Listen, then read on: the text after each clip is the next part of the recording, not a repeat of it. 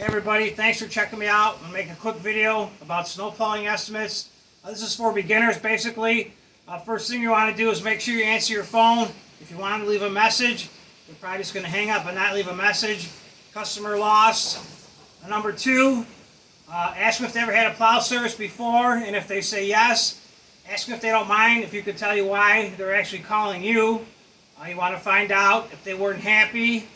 And also you want to let them know that you're also not going to be the cheapest person in town giving out estimates, like as being the lowballer, because you don't want to waste your time on that.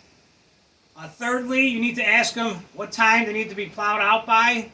If they say 5:30 or 6, you can only take so many of those customers on your account because you only get so many hours to cover that window. And when it starts snowing like crazy, it adds up quickly. It's very hard to fulfill those promises that you made to that person. Also, ask them what area they live in. Make sure it's part of your route, just the street name. And if they're happy with all those questions that you answered back and forth between each other, you're kind of feeling them out to see if they'll fit your schedule and how much you're going to charge and where they live. And go ahead and give them an estimate.